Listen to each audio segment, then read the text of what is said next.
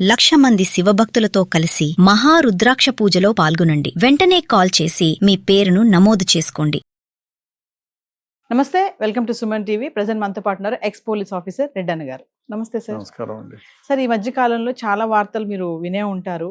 అప్పట్లో మహిళల పైన బాగా అఘాయిత్యాలు జరిగేవి, గృహహింస అని, అదని ఇదని, అమ్మాయి ఆడపిల్లల్ని చంపేస్తున్నారని చెప్పి ఎన్నో సంఘటనలు, ఎన్నో కేసులు చూసే ఉంటారు. ఎన్నో పేపర్లు కూడా ఆర్టికల్స్ వచ్చాయి. ఇప్పుడు ఏంటంటే అంత రివర్స్ అవుతుంది. ఇప్పుడు అంతా ఆడవాళ్ళు ఎట్లా తయారవుతున్నారంటే, అందరి గురించి కాదు, కొంతమంది గురించి మాట్లాడుకుంటే, అంటే ప్రియుడు మోజులో పడి కట్టుకున్న భర్తనే కడతేరుస్తున్నారు అనుకోవచ్చు. కొంతమంది చంపేస్తున్నారు, కొంతమంది వదిలేసి వెళ్ళిపోతున్నారు, పిల్లల్ని అనాథలు చేసేస్తున్నారు. అంటే నిజంగా క్షణిక సుఖం కోసం ఫ్యామిలీ మొత్తం కూడా డిస్టర్బ్ అయిపోతుంది. ఇక్కడ పిల్లల్ని ఆగం చేస్తున్నారు, హస్బెండ్ని ఆగం చేస్తున్నారు. ఇంకా చాలా వార్తలు కూడా మనం చూసే ఉంటాం. కష్టపడి చదివించి ఉద్యోగం వచ్చాక ప్రియుడితో వెళ్ళిపోయిన ఒక లేడీ, భర్తని చంపేసి హార్ట్ అటాక్ గా సృష్టించిన ఒక ఆవిడ, ఇంకా ఇలా చాలానే ఉన్నాయి సార్. లేడీస్ ఎందుకు ఇలా తయారవుతున్నారు, ఆడవాళ్ళు ఇలా ఎందుకు తయారవుతున్నారు అని అంటే? నాకు తెలిసిన కేసులు చాలా ఉన్నాయి. భార్య భర్తలు కొంత 10th క్లాస్ ఇంటర్మీడియట్ చదివిన అమ్మాయి వస్తే ఊరికే నా భార్య కదా, ఆమెను బాగా చదివిద్దామని చదివిస్తే, నాకు తెలిసిన కేసులో ఆ అమ్మాయి MBBS చేసింది, ఆ తర్వాత PG చేసింది. ఈ అమ్మాయి పిల్లలు పుడితే ఈ అమ్మాయికి ఎక్కడ చదువుకు ఆటంకమవుతుందో అని ఒకే ఒక పిల్లోడితో ఆపేసి, ఆ పిల్లోడిని తన సంరక్షణలో పెట్టుకొని ఈ అమ్మాయిని హాస్టల్లో పెట్టి, ఇంటర్మీడియట్ అప్పుడే పిల్లోడు పుట్టాడు. పిల్లోడు పుడితే వాళ్ళ అమ్మని ఇంట్లోకి తీసుకొచ్చేసి ఆ అబ్బాయిని పెంచుకొని ఈ భార్యని హాస్టల్లో పెట్టి దూరంగా MBBS సీట్ వచ్చింది. ఆ తర్వాత PG వచ్చింది. PG సీట్లో ఉండగా భర్తకు ఈమె దూరం అయ్యి వేరే ఒక ప్రియుడు మోజులో పడి భర్త పైన 498 కేసులు పెట్టింది. అసలు బంధువే, ఆ అమ్మాయి ఎవరో కాదు, బంధువే, దగ్గర బంధువే. ఈయన కట్టం తీసుకోకుండా పేదింటి అమ్మాయిని పెళ్లి చేసుకుంటే నాకు అన్ని విధాల సహకరిస్తుందని పెళ్లి చేసుకుంటే, ఆ అమ్మాయి ఏం చేసింది, PG చేసిన తర్వాత PGలో ఎవరో బాయ్ ఫ్రెండ్ని చూసేసుకున్నది. ఇతని పైన 498 కేసు పెట్టింది, గృహహింస కేసు పెట్టింది ఇక్కడ హైదరాబాద్లోనే. అది భరించలేక అతను ఎందుకు వచ్చిన గోల్రా బాబు అని ఊరు చిత్తూరు నుంచి ఇక్కడికి రాకుండా మానేశాడు. అతని ఇంటికి వస్తే నన్ను ఇంటికి వచ్చి ఇక హింసిస్తున్నాడని చెప్పి 100కి ఫోన్ చేసి గొడవ పెట్టింది. ఆ తర్వాత ఇక్కడ నుంచి వెళ్ళిపోయి ఎక్కడో దూరంగా వెళ్ళిపోయి భర్తను ఇచ్చేసింది. ఒకానొక సందర్భంలో భర్తను బాయ్ ఫ్రెండ్ మనుషుల చేత కొట్టించను కూడా. ఇట్లా చాలా మంది ఉన్నారు. చాలా మంది క్షణికమైన తీసుకొని, చాలా మంది అమ్మాయిలు కొంచెం ఏజ్ డిఫరెన్స్ ఉండో, లేకపోతే భర్త చిన్న హోదాలో ఉండో, ప్రియుడు కొంచెం పెద్ద హోదాలో ఉండి కొంచెం చిన్న వయసు కూడా అయి ఉంటే వాళ్ళ మోజులో పడి పిల్లల్ని చంపినోళ్ళు ఉన్నారు. ఆ పిల్లల్ని భర్త దగ్గర వదిలేసి పారిపోయిన వాళ్ళు ఉన్నారు. ఇంట్లో ఉండే నగలు నట్రా డబ్బులు తీసుకొని ప్రియుడు వెంట పారిపోయిన వాళ్ళు ఉన్నారు.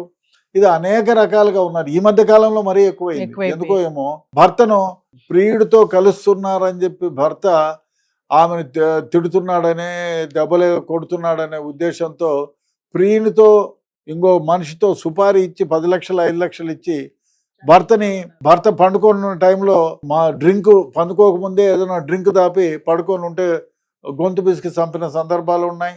ఊపిరాడకుండా చేసిన సందర్భాలు ఉన్నాయి. కొన్ని దగ్గర అయితే భర్త ఫలానా వీధిలో ఫలానా దారి నుంచి పోతాడు, ఆఫీస్కి వస్తాడంటే వెనకాల నుంచి లారీలతో పెట్టి కొట్టించి చంపిన సందర్భాలు ఉన్నాయి. మరి ఎందుకో విచిత్రంగా తయారైంది. ప్రియుడు మోజులో పడి క్షణికానందం కోసం మరి ఈడేం చేస్తారు, ఆ ప్రియుడు జైలుకి పోతాడు, ఈమె జైలుకి పోతుంది. చాలా మంది ప్రియుడు మోజులో పడి భర్తను చంపిన వాళ్ళు చివరికి ఆ ప్రియుడు, సుపారీ తీసుకున్నాడు, ఈమె ముగ్గురు జైల్లో ఉన్నారు. బట్ వీళ్ళకు బెయిల్ నుంచి వచ్చిన తర్వాత సమాజం మొత్తం ఏలెత్తి చూపుతుంది. తర్వాత వీడు అవతల ప్రియుడు వచ్చి పెళ్ళైనోడు ఉంటే వాడు భార్య పిల్లలకు దూరం అవుతాడు. ఇక్కడ చూస్తే రెండింటికి జండి రేవన్ అన్నట్టు, ఇక్కడ చూస్తే భర్త దూరం అయిపోతాడు, భర్త చచ్చిపోయి ఉంటాడు. ఆ విధంగా అదే ఇది కాకపోతే ఇంకా ఒక సందర్భంలో వాడిపైన 498 వేస్తారు. ఈ 490 దరిద్రం ఏమిటంటే, అన్నిటికంటే మిస్యూజింగ్ సెక్షన్ ఏమంటే 498. ఇది సుప్రీంకోర్టు వారు కూడా గ్రహించారు, అయినా ఏం చేయడం లేదు. ఆ ఇంట్లో ఎంతమంది ఉంటారు, అమ్మ నాయన తాత అవ్వ, వాళ్ళ ఫ్యామిలీ మొత్తం పైన 498 కేసులు వేస్తారు. అందుకనే ఇప్పుడు గైడ్ లైన్స్ ఇచ్చారు, 498లో ఒక భర్తను తప్ప మిగతా వాళ్ళని ఎవరిని అరెస్ట్ చేయదు, స్టేషన్ బెయిల్ ఇమ్మని. ఇచ్చే అతను కూడా అతనికి కూడా ఇమ్మని. లేకపోతే ఏమైపోయింది, మిస్యూజ్ చేస్తున్నారు.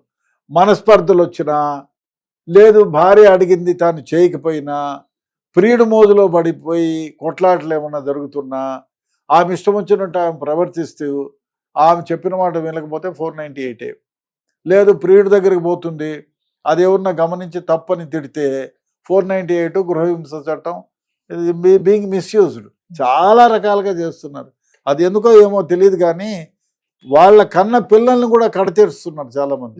కడతీర్చి ఆ ప్రియుడి మోజులో పడి వాళ్ళ జీవితాలను పోనీ వాళ్ళు ఏమైనా బాగుపడతారంటే ఏం బాగుపడరు, భర్త దొరికిపోతారు. ఏదైనా మీరు ఒకటి గుర్తుంచుకోండి, ఎవరైనా కూడా ఎటువంటి కేసుల్లో ఇన్వాల్వ్ అయినా చివరికి దొరుకుతారు. చట్టం చేతులు చాలా పెద్దవి, దొరుకుతారు, వాళ్ళు అరెస్ట్ కాబడతారు, జైల్లోకి పోతారు, తమ జీవితాలను నాశనం చేసుకుంటారు. కాబట్టి ఎవరైనా ఇట్లాంటి చెడ్డ ఆలోచనలు ఉంటే దయచేసి మానుకోండి. ఎందుకంటే మీరు అనుకోవచ్చు, మొన్నటికి మొన్న ఒక అడ్వకేట్ కేసులో ఒక పెద్ద కోటీశ్వరుడు, పెద్ద వందల కోట్లున్న మనిషి సుపారీ గ్యాంగ్తో జరిగినారు. ఆ సుపారీ గ్యాంగ్ ద్వారా నాకేం సంబంధం లేదు, వాళ్ళతో మాట్లాడలేదు, చేయలేదు, నాకేమి కాదని ధీమాగా ఉంటే అతన్ని పోలీసులు లొకేట్ చేసి అరెస్ట్ చేసి జైలుకి పంపించినారు. 85 ఏళ్ళ వయసులో అతను జైల్లోకి పోయినాడు. అవసరమా? వందల కోట్ల ఆస్తి ఉండి కూడా ఏమన్నా నన్ను ఏమి ఎవరు పీకలేరు, పోలీసులు గుర్తించలేదు అనుకుంటే తప్పది. డెఫినెట్గా ఈ టెక్నాలజీ ఉన్న కేసుల్లో టెక్నాలజీని వాడుకుంటారు పోలీసులు. డెఫినెట్గా ఎటువంటి వారినైనా ఇన్వాల్వ్మెంట్ ఉంటే డెఫినెట్గా అరెస్ట్ చేస్తారు, వాళ్ళని జైలు పంపిస్తారు. అంటే దీనికి ప్రధాన కారణాలు ఇవి అని అంటే ఏమైనా ఉన్నాయా సార్? ఏమీ లేదు, క్షణికావేశము. అదే కాకుండా ఆలోచన శక్తి కోల్పోయి ఏదో అప్పటికప్పుడు క్షణిక ఆనందం కోసం ఏదో నా ప్రియుడితో చెప్తాడు, మాయమాటలు చెప్తాడు, ఎవడైనా చెప్తాడు. నీకెందుకు, నీకు పువ్వుల్లో పెట్టి చూసుకుంటాను, కాయల్లో పెట్టి చూసుకుంటాను, ఆ డబ్బులు ఇస్తాను, ఈ డబ్బులు ఇస్తాను, ఏదో చెప్తాడు. వాళ్ళు చెప్పిందంతా నమ్మి ప్రియుడు మోజులో పడి ఇటువంటి పనులకు పూనుకుంటున్నారు. తర్వాత తమ జీవితాలని మొత్తం నాశనం చేసుకొని రోడ్డున పడి బ్రతుకు పాడు చేసుకుంటున్నారు. Thank you.